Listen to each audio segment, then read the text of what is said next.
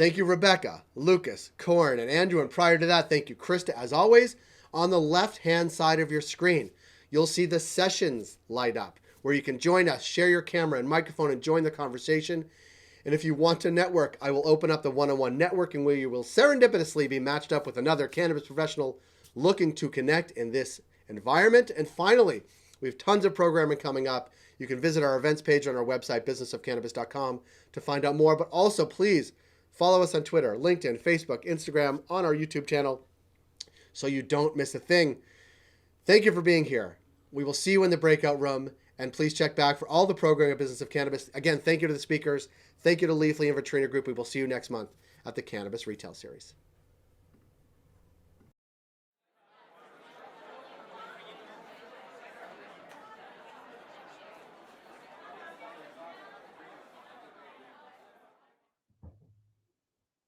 Hey, everybody. Hey, Rebecca. Hi, how are you? How are you? Great, thank you. And Lucas, how are you? Thank you again. Yeah, no worries. I'm very happy to participate. So thanks for the invitation. I learned a lot. I think a lot of people did. Yeah, it was a very engaging panel. Really enjoyed what everyone was contributing, and it's nice to see a whole bunch of new hot takes on the subject. So yeah, totally. And it does change. Like it's hey, Krista. Hey Krista. Hey Corin. This is like my best friends in the world all joining an event.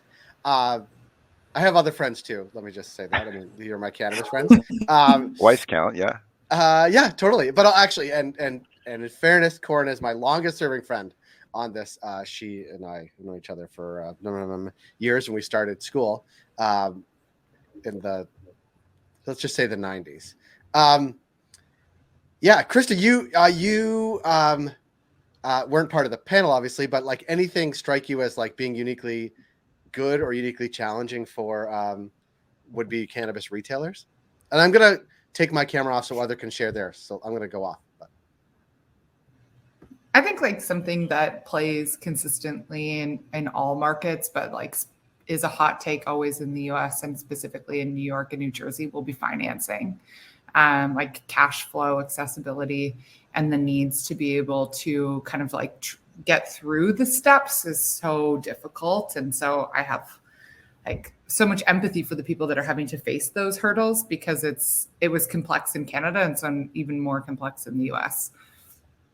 Yeah, that's very fair. There's a couple of good programs, though, that I think are worth mentioning, like the conditional licenses in New Jersey allow folks that don't necessarily have that secured funding to get their foot in the door. And then, once you receive a conditional license, people will pay attention. I think they'll start to have an interest in maybe having conversations with folks. And it's kind of like where Canada was 2-3 years ago at the the nascent stages of legalization. So very exciting. And then New York, of course, $200 million from Kathy Hochul, governor of New York. $5 million coming in. We're not sure how that's going to be spent in New York City specifically.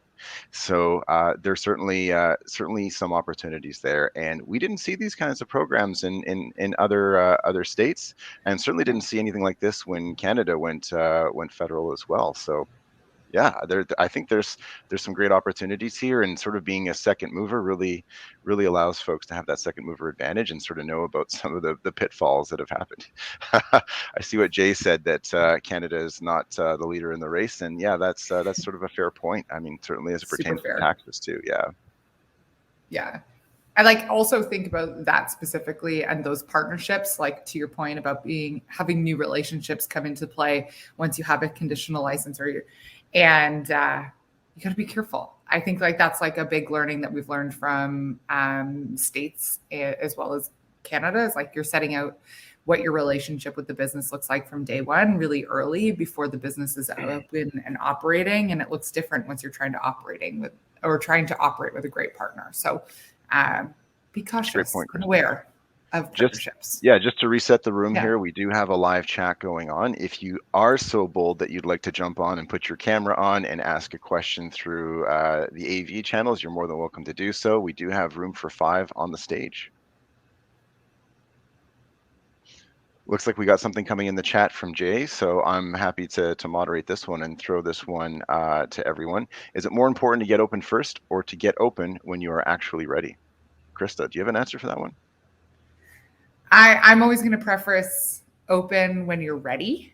I think that there is a race to being first, which is important to a point and plays out for a certain amount of time. When we have looked at revenue opportunities for being open first in different markets, the first stores are often the ones that will lead the market for about 2 years. And then after that, it tends to look different, mainly because customers will find the store that suits their needs best. So in the short term, opening first can be a winning strategy. In the long term, you usually spend a lot of resources inefficiently to be able to have that happen. And so it's what's your play and what's your intention with owning the business and getting open. And That's Chris, great I would just, yeah, I would add to that, even as it relates to the application process. I think, like, look at New Jersey in particular, that has an open application process, and people are clamoring to be first in the market. And there is some first mover advantage, but to your point, it goes away. But also, you don't want to pay for a location that's not a great location, that's not going to have longevity. You don't want to pay through the nose for real estate in a hot market that's competitive in a disadvantageous way towards people that are in cannabis. So, now isn't the only moment. I think that people need to, and also the expense that goes into writing an application, as well as making sure you're putting your best foot forward. So I think it also applies to that part of the process as well. If I can jump on that one and piggyback on that comment a little bit, I would say that I sort of half agree. I think that there's this emphasis on putting something together that's perfect when it comes to setting up your store. And I don't think perfect comes. I think perfect is an iterative process that we are always striving and working towards. And I would typically recommend folks to start off smaller and work towards getting a return on their investment. I'm always of the nature that I'm encouraging people to earn their first dollar and then to make those improvements later on down the road. There's certainly a lot of value, and I think what both of you has said, for sure, that you do want to make sure you have your ducks in a row. And I guess when we're talking about first, does that mean the first one in line, or does that mean open first and then sort of ready yourself later on down the road? And I'm sort of more leaning towards the second point, I think. Yeah, and Jay, you raise a really good point. At Leafly, we work with retailers all over the country, and there's certainly ways, whether you're the first operator in a market or you are starting later, there's certainly lots of ways that you can drive eyeballs and consumers. We work with a lot of operators around things like deals.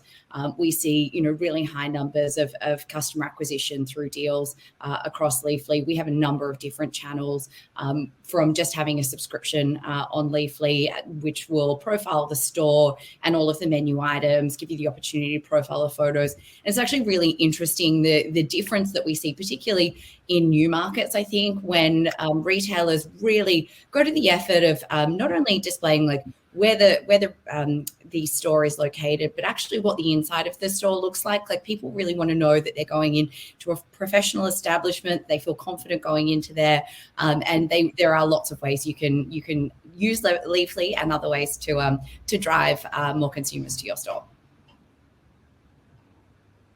Yeah, great comment. Just going to reset the room again here, folks. So we are in a live Q&A. So if you are feeling so bold that you'd like to turn on your camera and participate, you can ask a question live using audio visual, or you can just drop it in the chat and we can get to it on first come, first serve basis. So welcome, everyone. There is a question in there. Lucas, I will ask it to you maybe. And then ladies, if you want to jump in too, do you think it's better to look for investors after your license is approved or before? Yeah, great question. I would say always be chasing the dollar. There's a great saying that life is kind of like a sandwich. Doesn't matter which way you flip it, the bread always comes first, and you want to make sure that you do have funding. Investors are fleeting, just like time is, and I would say it's always best to make sure you've got capital taken care of. You're going to be looking for an initial activation energy to get stores opened up, and that's really an important conversation to have. So I wouldn't pass up a chance to meet with investors personally. To meet them, I would agree. Sure. To sign definitive Right? agreements with them, maybe hold off until you know sort of what your worth is too, because we have seen a lot of, that's a very fair point, Chris, a lot of people can rush into something that's really not fair. Great point. And it Yeah. also doesn't mean you have to be fully funded too. I mean, there are ways to get incremental investments along the way. So it really also depends on the situation. So if somebody doesn't have enough money for an initial application phase, they can, start off smaller and raise capital. So, but I agree. I don't think you necessarily want to take the first dollar. But all too often, we also see people that are awarded licenses and then all of a sudden, they're stuck and can't even get to the stage of opening a store because they don't have the funds. Yeah, so building relationships early, starting those conversations early, and then if you're able to get through the process and have the license, you also then are in a different position of leverage, and so the value can look different. So I think like it's a fine line and a dance around having the right accessible funds to be able to make smart decisions, and then also knowing what position you can be in different areas of that. I guess the power dynamic between an investment situation. I'd like to talk a little bit also about some of the lessons learned from other markets. So in other states like Colorado, California, even what we've seen in Canada as well. The initial gates opening up led to people fighting in a turf war, and it was acquiring as much property as possible. This is very timely with the Apple TV series We Crashed about the WeWork, where they were just in a phase of acquiring properties at unreasonable prices, which really led to the beginning of the end for that company right before the time when they were supposed to IPO. We saw similar things in these new markets as they opened up, and now all these international cannabis cultivation companies are shuttering doors. They are letting hundreds of people go at a time, and their stock prices haven't really spoken to success either. So I would very much stray away from trying to win a turf war and set yourself up for success at least one location first before striving into others. Definitely a lesson learned. Others perhaps from you folks?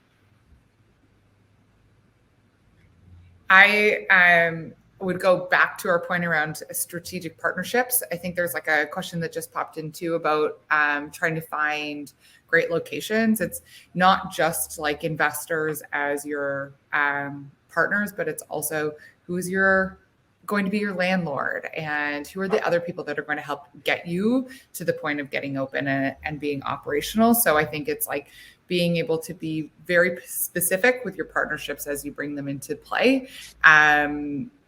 And that everybody's very clear with what the intentions are with the business. I think that we've seen franchise groups develop in different markets, and I think that the intention behind some of those businesses became unclear as they grew really quickly. And so it's important to be aware of those as you make relationships like that.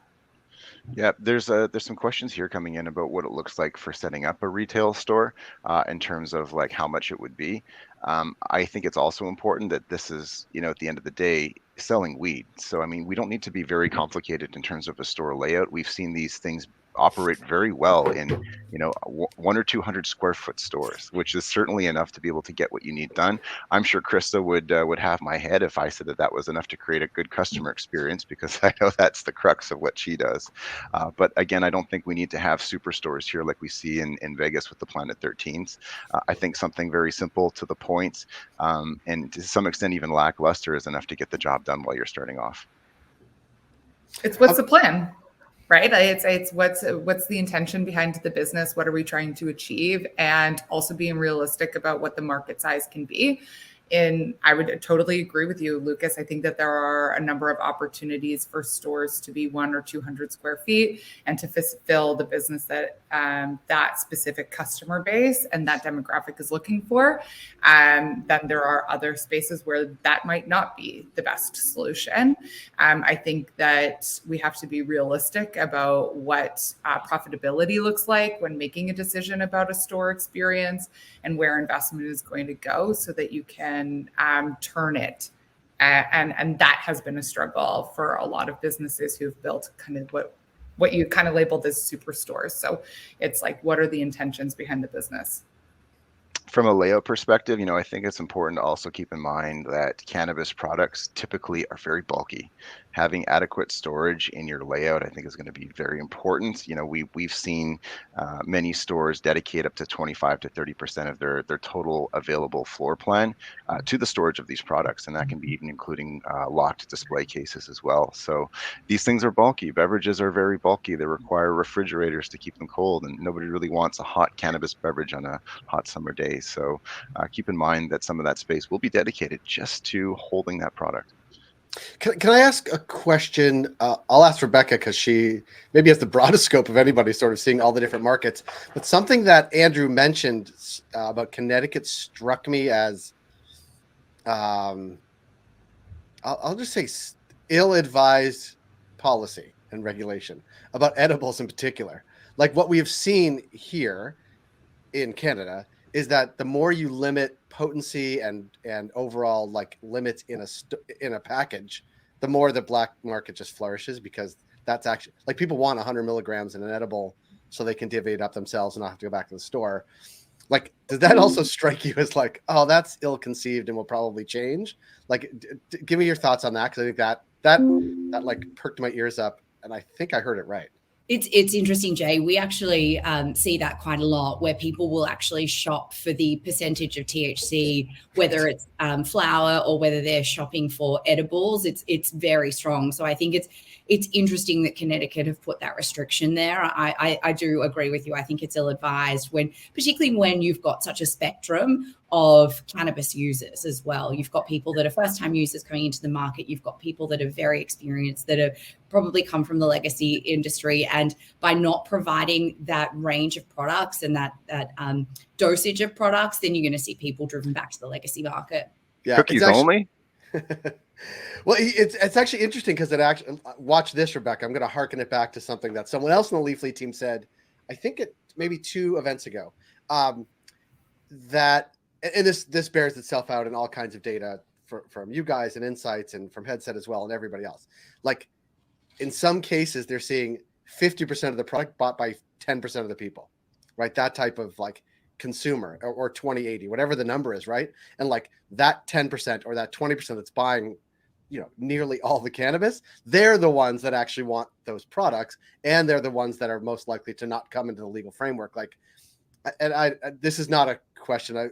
Corin, you've worked in regulated industries before too. Like regulators, I think, are just hesitant. They would rather screw it up, err on the side of caution, and then work from there than I guess try to get it right on that specific point from the get-go.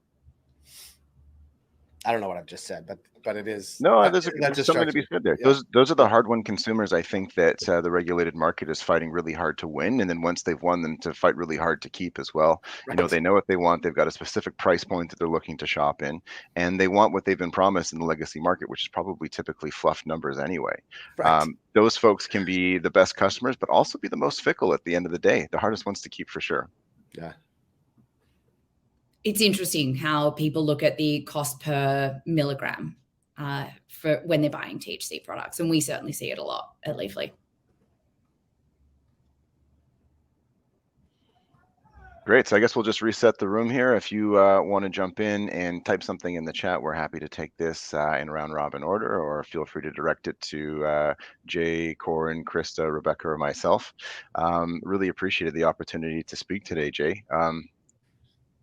Well, this has been great.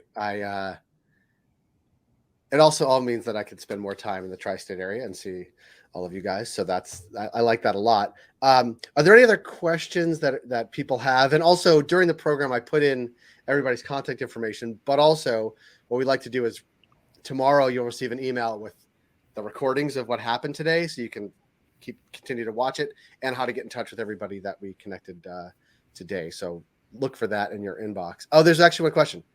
The New York still aren't allowed to smoke as work regulations. Yep.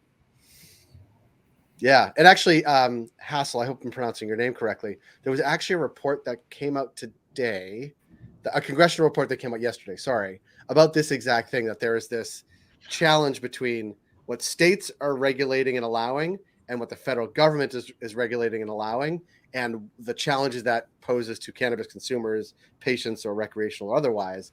And this is exactly one of them, is about workplace. And that is a challenge. Sorry, Rebecca, I cut you off. No, that's okay. I was just going to say, it looks like we've got another question with an upvote from Priya. Do you think there'll be additional licensing fees for a consumption lounge in New York? Yeah, absolutely. I mean, right now we're looking at a $2,000 non-refundable fee just to get the process going, and certainly will be more. You're going to be at a higher level of risk tolerance as well by the regulators there. So, yeah, certainly expect fees to double if you're adding on a consumption lounge.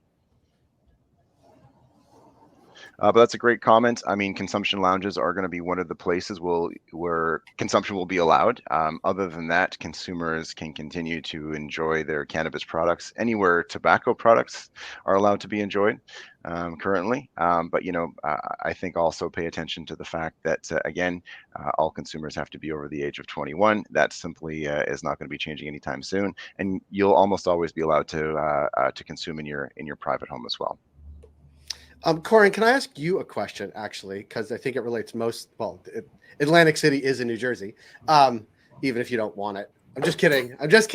But I can't make a comment on that. But I know that the folks, that's broad terms, but this has become part of what they want to offer as the sort of Atlantic City experience. Have you seen that too? And do you expect it to be like a cannabis hub? And it attracts a different part of the state, obviously, than necessarily sort of the surrounding area of New York City. But talk a little bit about that, and if you've heard rumblings about that. Yeah, so I mean, Atlantic City definitely wants that to be part of what's going to reinvigorate that city, which I think they've tried multiple times to reinvigorate. So this is take number 355, I think, at trying to do that. We'll see what happens. I mean, I think there's plenty of people that want to go into that part of the state. So it's not going to be for lack of trying. I think the interesting thing and what I'm hearing in New Jersey is there just being some hesitancy into getting into the cannabis lounge business per se, just because it's difficult to make money. Nobody's quite sure how to get the profit model quite right. So I think on the applicant side, that's where people are talking about, just being a little bit more gun shy. Like retail is just much more intuitive. People that own bars know how to run profitable bars, and this is kind of a blending of the two. Yeah. There was a question. There was a question earlier, Jay, that I think we missed that was about how to source real estate in New York. Yeah. Okay. City. I think, I can. With a big pocketbook, isn't that the answer? Yeah, I can take a stab at that. I mean, this is, it becomes an interesting point really for any municipality. And I'm sure, Lucas, you've seen this, in your travels as well, is like, what is the right time to source real estate? We know the applications will be open at some point in time, but if other jurisdictions, including New Jersey as a guide, we really can't say when. So depending on whether somebody owns real estate or how deep their pockets are, they might be able to sit on an asset knowing that they're going to pay rent for a year or more until they can file their application, and then a decision is ultimately made. So my advice would be look around, understand the neighborhoods that you want to get involved in, start to ingratiate yourself with the local community so that you have a fighting chance. Start to get to know the landlords in the area, but it doesn't necessarily mean that you need to be signing a lease agreement at the moment, at least from my perspective. Corin, that's a great point. I absolutely agree with you. Leases can be business killers. I would negotiate a price before you let them know what you're going to be retailing as well, because as soon as people get whiff of the scent of cannabis on your clothes, you can expect those prices in some places to go up 3x or 2x. So definitely, negotiating favorable terms. If you are in the process of getting a conditional license, look for exit clauses to make sure that you can get out of these things and that you're not going to be tied to a property that's going to bleed you dry should, for whatever reason, the unthinkable happen, right? So that's a great point. I think that's very valuable advice. And one thing too is look for exclusivity, because what we've seen in other markets is that sometimes the landlords will try and double and triple dip. Strip mall, shopping mall. Exactly, into multiple lease agreements, and you're fighting for a piece of property to get to the municipality first to get that municipality to approve you. Corin, that's great advice. I couldn't agree more with that. We have seen folks that will have the right zoning, and then all of a sudden they'll allow one lease for cannabis retail across the way, another one, and then another one. There's a street not too far from our headquarters. We've got about, I think, 15 inside a city block. So that is just way too much to support businesses. I think what's important to happen after the licensing is to consider sort of the long-term play there as well. That's the value of working with someone who's sort of been through this process, as well as how to set your operations up for success. Invoking things like training documents for staff is going to be certainly very key as well. Yeah, Toronto is ground zero for weed, as Jay is indicating. But yeah, understanding sort of what some of these processes and points are, because the regulators are going to have a very careful, watchful eye on these new businesses. There's certainly a stigma this industry carries, and it'll be most likely folks from alcohol inspecting, liquor and gaming inspecting cannabis retail stores, because it's mostly going to fall largely within their wheelhouse as well. Expect heavy-handed fines to be slapped down, I would think, in the first year of operating, but ensure that bud tenders know. There was one question here coming in from Hessel Bennett's asking about introducing consumers to new extracts, and this is largely just going to be bud tender education. There'll certainly be opportunities, I think, to have bud tenders be directly educated from a lot of the licensed cultivators and manufacturers in the state as well. So certainly look for those kinds of opportunities. They're going to be very friendly with any retail operator. I'm not sure if anyone else has any other points about introducing consumers to new products. Yeah, platforms like Leafly can also help introduce consumers to new products, especially if you're working with a specific brand or if you're producing your own. Hessel, not sure which angle you're going with there, but we work with both retailers and brands and can very much help to market new extracts, any new products really that are coming into the market. With a lot of the regulations we're seeing surround advertising, it seems as though, and this can kind of be spoken advice to cultivators and manufacturers, is things like fan groups and Instagram pages that pay tribute to their favorite brands or products is a great way to lightly skirt around the regulations surrounding promotion and advertising. This is always a very large point of contention, especially when you're in areas that can't age gate. Definitely not promoting advertising in areas that aren't age gated. It's very important that we restrict access to youth. But with what we intend or what we anticipate regulations looking like, it does involve a large amount of creativity, and fan groups are a great way to be able to do that. Rebecca, you raise a good point as it relates to Leafly and its platform. It's also an opportunity as a retailer to think about how to partner and how you can rely upon the manufacturers and cultivators. So you're not on an island by yourself as a retailer. If you have a new strain that you really want to introduce people to, have that conversation and then introduce that manufacturer or grower to Leafly or other platforms where they're really doing the work for you and you're that consumer-facing mouthpiece. Exactly. And then you don't have to worry about the regulations. We work very closely with our legal team to make sure that everything that we do, really falls within those lines. We have more than 10 million users coming to Leafly every single month. And like I said, we work very closely with brands to position their products. We work very closely with retailers to make sure that the brands that we're working with, all of their products that they're offering are displayed correctly on their menu. So we've got all of the strain linking done.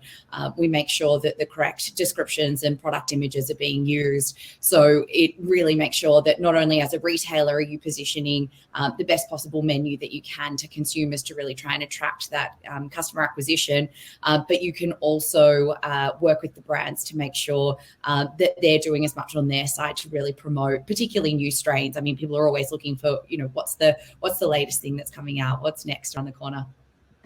I would add to your point, Rebecca, in thinking around touch points. I think that Leafly plays a really important role in the touch points that a customer either experiences before they visit a store or potentially after.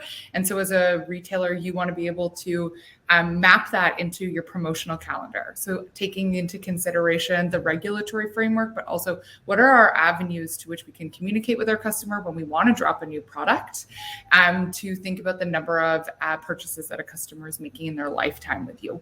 And that can be very influential in having the right strategic partners in place. Yeah, and from a retailer perspective, we have teams in all regions across the country, and we did that on purpose. We wanted them to really to have that local market knowledge, and so though, you know, if you're starting a retail store in anywhere in the tri-state, you would have a Leafly representative that would be able to help bring you not only data and insights to inform, you know, what's happening in the market, but also be able to give you that local market knowledge to help you make some of these decisions around, you know, what are the products that you should be promoting, what's really popular in your area, and what consumers are looking for as well.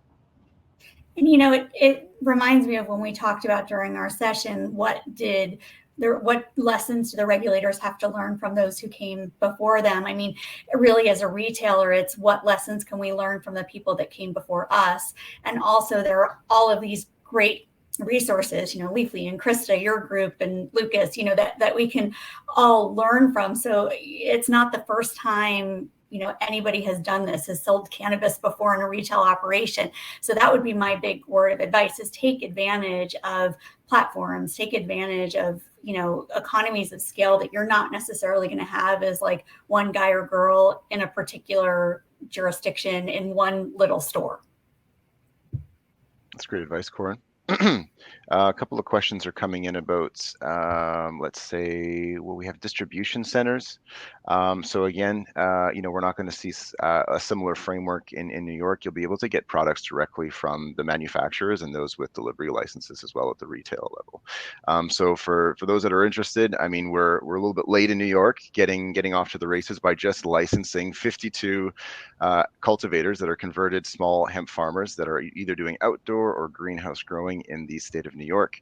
Those are going to be the providers for the legal source that's supposed to be opening up its doors to retail sales in the end of fall, end of summer in theory, which is interesting because, you know, the harvest is typically in the October month, right? It's very similar to what we would have with a lot of other vegetables that are seasonal. So it seems to me like there's going to be a little bit of a disjoint there, and those that are cultivators now will have a conditional license to do their packaging. We'll be doing the testing, the labeling as well. So I expect a bit of an awkward start to New York's retail scene in the fall, but, you know, we'll see what happens. Again, the state is extremely motivated. The governor is very motivated. A lot of the politicians, senators are all very motivated to see this happen. And again, there's a lot of funding that can be unlocked there. So 200 million at statewide to help get these folks that are just as impacted or just as involved through the regulatory process as well. But it doesn't mean you won't need expertise, like everyone that's sitting on the panel today. It doesn't mean you won't need to speak to someone who's already done this process, because you most likely certainly will, I would think.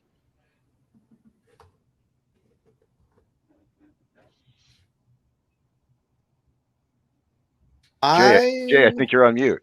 I'm not on mute. No, I'm just not talking. I was just taking notes. No, I also want to be cognizant of Rebecca, Lucas, Krista, and Corin's time. And we're coming up on about 1:30 Eastern time, which is usually when we start to peter off, although there's still a lot of people here. Also, I will reiterate, tomorrow you will get an email that has the full content of both this breakout session, but also the main stage via video, so you can check that out. And also, I want everybody to encourage, shameless self-promotion, go to our website, businessofcannabis.com. You can see all the stuff that we've ever done, including features with all the people you see today and many, many others. Daily newsletter, daily YouTube show, podcasts, all that jazz, you can find on our website. And so, Rebecca, Lucas, Krista, and Corin, if you have to go, I'm releasing you. You can go do work. And I'm going to go in 3 minutes and go check out what's going on in the networking session. But I want to thank you all for being here, all your partnership, all your work. And thanks everybody for attending as well. And those that can stay for a few more minutes. But I think it might kick you off in like 3 minutes. So just know that too. No, that's great, Jay. Appreciate the opportunity. Rebecca, again, great job with the moderation. I know it's a very difficult job. You handled it swimmingly. For anyone that's looking for any advice about licensing in the New York State, our team at CanDelta would be more than happy to have a conversation and see if we're a good fit for you. We're not a fit for everyone, but for those that are interested in opening up a successful long-term store or even franchise, we'd be more than happy to have a conversation. We're certainly looking to speak with those individuals. I got an idea for downtown Buffalo, Lucas. So yeah, great. Calling everybody. No, I'm just kidding. I'm just kidding. But I do like the baseball stadium there. So just a quick trip back and forth from Buffalo. Well, if you can smoke in the stadium. You can't, but I know people do because I've been to enough games there that I know that it's a unique baseball environment, that I will say. Yeah. Oh, hey, Ann. Great. I'm going to go check out the networking. You guys can stay or go as you choose, but know that you'll get all the information as well at an email. Thanks, everybody. Thanks, everyone. Thank Thanks, you. Jay. Yeah, thanks.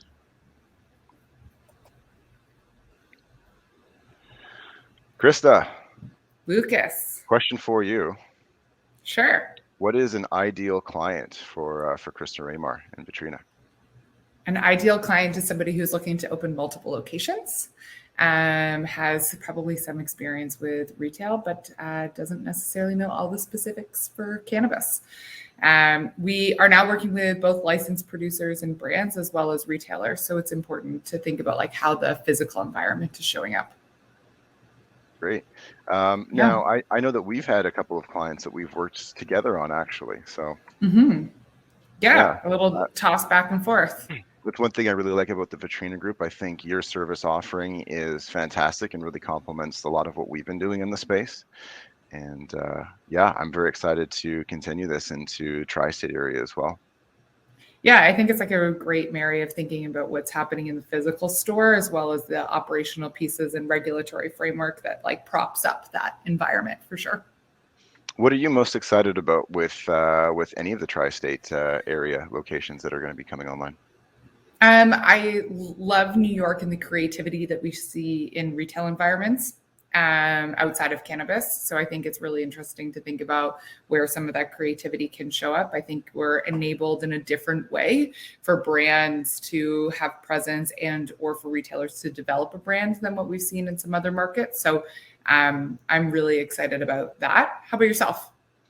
I think just the vibe that's coming in from places like New York, Connecticut seems to be very much muted because again, it's much more of I think a conservative state relative to New York and New Jersey.